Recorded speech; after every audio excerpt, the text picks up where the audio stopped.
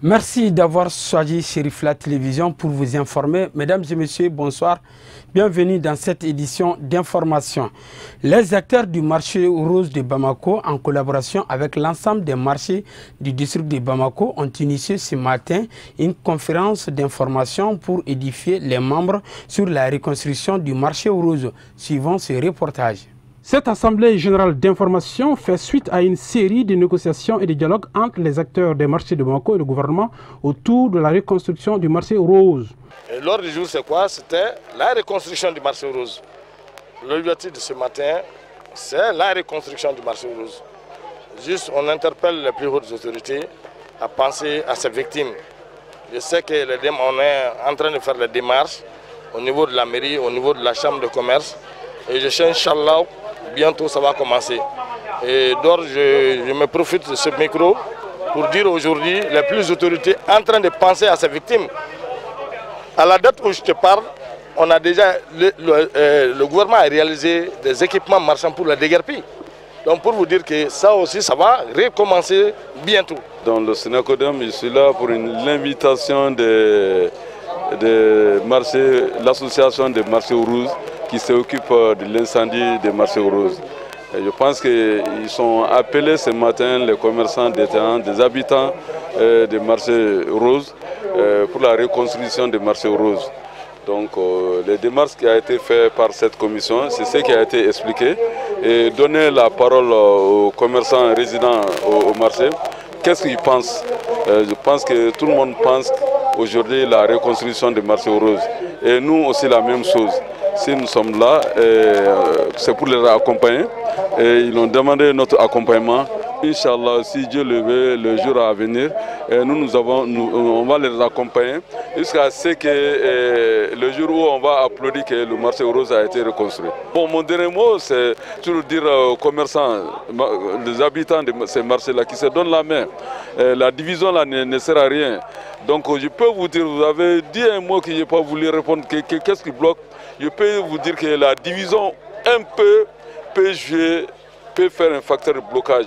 Si nous sommes unis, si nous sommes ensemble, je pense que ça peut faire un facteur aussi que Dieu va nous suivre pour nous aider pour la reconstruction. Selon les différents intervenants, le gouvernement doit prendre à bras le corps cette reconstruction du marché rose de Bamako, car disent-ils, le marché constitue l'un des leviers de l'économie nationale. Aujourd'hui, nous sommes devant la marche parce que le marché rose a été incendié depuis le 20 mars 2014 et nos jours, ça fait 3 ans et demi. C'est pour cela que le militant et les contribuables du marché, ils sont très énervés. Il nous a demandé en tant que responsable de faire vraiment réunir autour du marché rose toutes les structures, les 8 structures qui viennent aujourd'hui avec nous. Donc c'était ça, pour montrer vraiment aux autorités compétentes et aux autorités vraiment au sommet, qui est le président de la République, nous sommes vraiment dans le... C'est-à-dire, tu peux dire qu'il n'y a rien aujourd'hui dans le marché. Il n'y a rien. Ça veut dire quoi? Nous sommes fatigués, on est très fatigués, parce que le marché est détruit, le commerce même est détruit. Donc le marché rose a été incendié 4 ans. Rien n'est dit, on a écrit partout, on a parlé avec le ministre, on a parlé avec la mairie, rien ne suite. Donc s'il n'y a pas de suite, il faut que les gens se réunissent pour dire qu'est-ce qu'il faut faire maintenant. Donc pour faire autrement, bon, je peux dire que vous l'entendez, les gens nous demandaient vraiment d'aller vraiment vers le premier responsable, qui est le président de la République, Alaï Boubacar Keïta. Il faut qu'il regarde, il fait un regard sur le marché rose. S'il ne fait pas un regard sur le marché rose, ça veut dire qu'il ne veut pas écouter le dominé de pays. Ça veut dire que les pauvres, il ne veut pas regarder les pauvres. C'est un marché de pauvres, c'est un marché de détail. Mais c'est un grand marché de Bamako. Bon, le commerçant n'est pas habilité à gréver tout de suite. Nous, on est habilité de faire vraiment des va-et-vient, d'écrire, de parler avec l'autorité. Sinon, s'il s'agit vraiment, il ne répond pas. finalement, il y a d'autres moyens de faire. Bon, les moyens, bon, on ne peut pas définir tous les moyens tout de suite là, mais nous sommes contribuables à l'État. Donc face aux États, on a main tendue dans leur caisse. Ça veut dire qu'on paye les impôts. Les impôts, est-ce que si on n'a pas de travail, il n'y a pas des impôts? Tout ça, c'est des façons vraiment à faire voir. Nous sommes contribuables, nous sommes des dignes fils de ce pays. Rappelons que le marché aux roses a été incendié en mars 2014. De cette date à maintenant, rien n'est fait pour sa reconstruction, tant réclamée par les commerçants. Lancement des travaux des journées de formation et de sensibilisation des pèlerins de Cuba Voyage au compte du Hajj 2017 a eu lieu ce samedi matin à la maison du Hajj. Voyons ce reportage de Kafouné Batili et Mohamed Sidibé. C'est parti pour les journées de formation et de sensibilisation des pèlerins. Initiée par l'agence Cuba Voyage, cette série de formations va permettre à ces pèlerins de mieux comprendre les rites qui composent le Hajj avant leur départ pour la terre sainte de l'islam. Bon, aujourd'hui, c'est la journée de formation des pèlerins de l'agence Cuba Voyage. Donc, on a invité tout le monde, les pèlerins qui se sont inscrits à l'agence Cuba Voyage.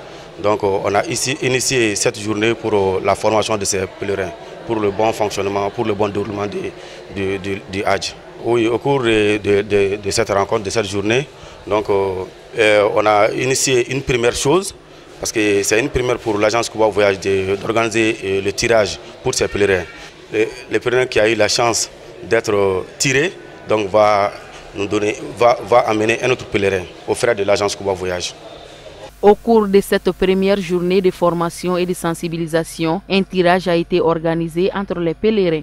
Bon, c'est notre première fois d'organiser le tirage entre les pèlerins. Vraiment, alhamdoulilah, ça s'est très bien passé. C'est Fatmata Pouma qui a été la chanceuse, vraiment. Alhamdoulilah. Elle n'était même pas sur place, elle était à Mopti. On vient de l'appeler au téléphone.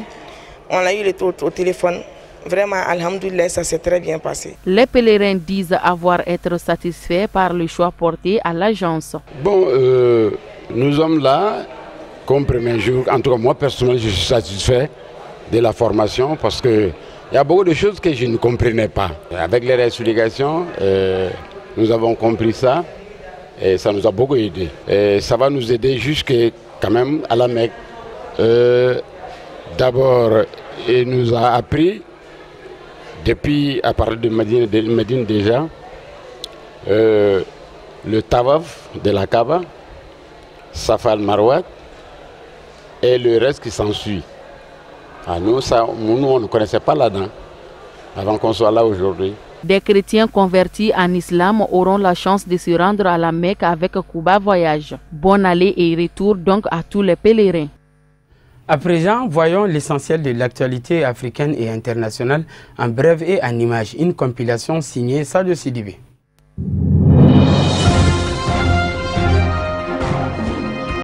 À la une de l'actualité africaine de ce samedi 29 juillet 2017, tout d'abord, nous ouvrons par le Burkina Faso où la justice burkinabé a lancé un mandat d'arrêt international contre François Compaoré dans l'affaire de l'assassinat du journaliste Norbert Zongo en décembre 1998, a appris vendredi l'AFP auprès de l'avocat de la famille Zongo, Maître Benewende Sankara, auteur de plusieurs enquêtes retentissantes démontrant la mauvaise gouvernance sous le régime du président Blaise Compaoré.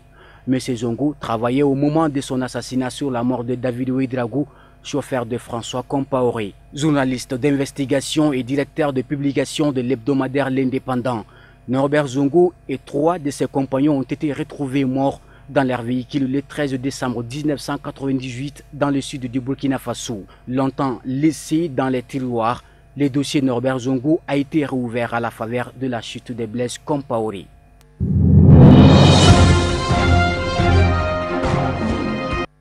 Et puis, le regain de violence en Centrafrique et la mort de 3 casques bleus depuis dimanche 23 juillet préoccupe au plus haut point les autorités onusiennes. Après le secrétaire général Antonio Guterres, qui, dans un communiqué mercredi dernier, s'inquiétait d'un possible déraillement du processus de stabilisation du pays. C'est au tour de Jean-Pierre Lacroix, le chef des opérations de maintien de la paix, d'en a parlé aux autorités politiques centrafricaines. Il a annoncé se rendre ce week-end en Centrafrique pour soutenir les efforts de la MINUSCA. La solution reste néanmoins politique, souligne-t-il dans un appel aux autorités de Bangui, menaçant des sanctions, ce qui ferait dérailler les processus de paix.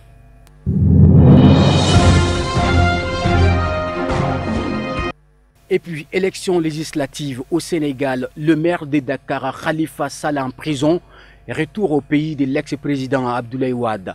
Violence durant la campagne, sérieux problème d'organisation. Voilà, entre autres, la réalité des élections législatives de ce dimanche 30 juillet au Sénégal.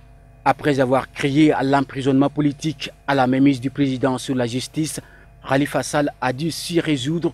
C'est depuis sa cellule dans le centre de la capitale qu'il a mené et organisé sa candidature au poste de député. L'ancien président Maître Abdoulaye Wade, opposé au régime, est aussi dans la course pour l'hémicycle. Le président Macky Sall a choisi son premier ministre Mohamed Boun Abdallah Dionne pour diriger la coalition présidentielle.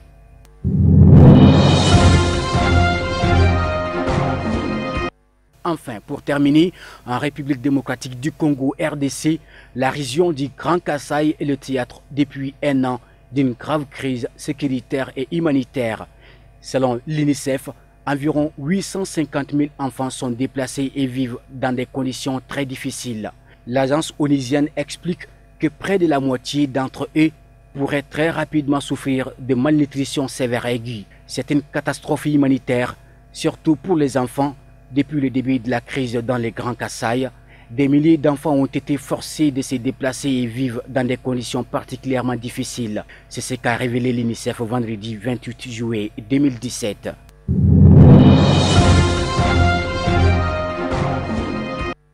Voilà, mesdames et messieurs, c'est cette page internationale qui met fin à cette édition d'information. Merci de l'avoir suivi. Bonne suite de programmes sur Cherifla Télévision. Au revoir.